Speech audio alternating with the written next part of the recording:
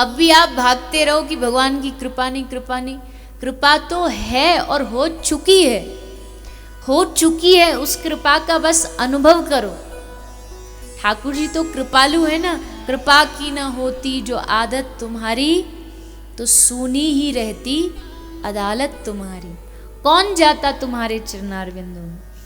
और कृपा भी वो ऐसे नहीं करते हैं कि ये योग्य है इस पर ही कृपा करूंगा, इसमें अवगुण है इस पे नहीं करूंगा।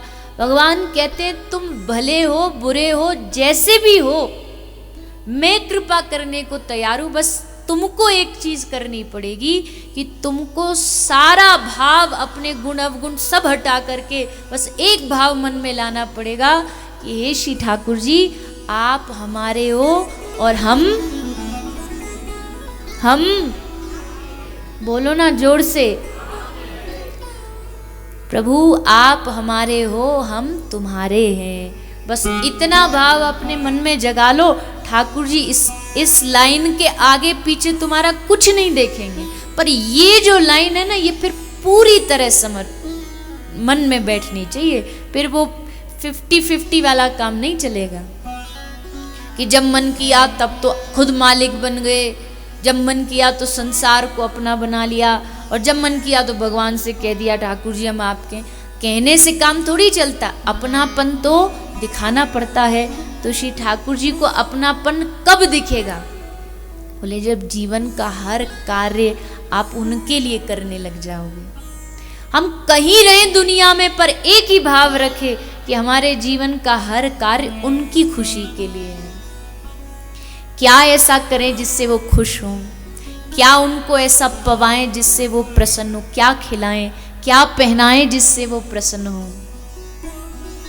बहुत सारी यहाँ भी 1-2 मैयाएं अपने छोटे छोटे देखो लड्डू गोपाल जी संग लिए चलती हैं।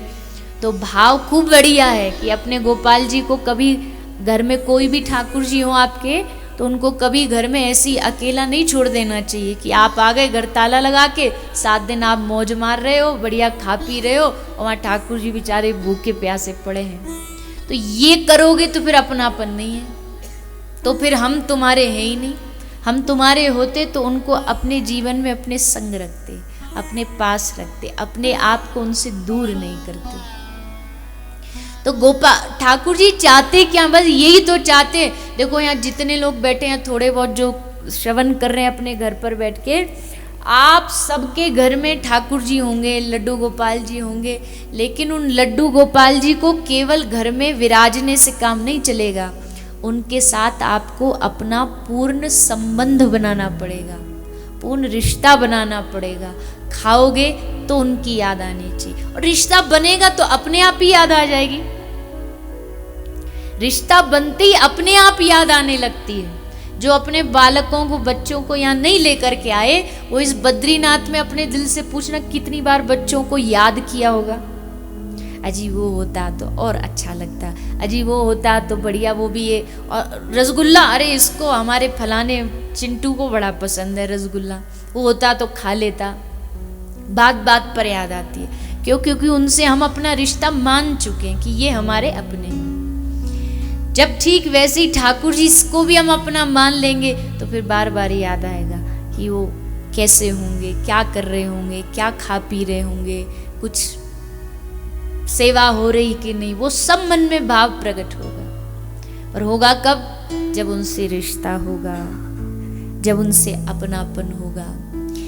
और ये अपनापन कब होगा?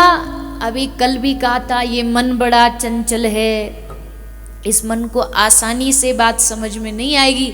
बार बार इस मन को याद दिलाना पड़ेगा। दिन में 50 बार मन को याद दिलाना पड़ेगा कि हे प्रभु आप हमारे हो और हम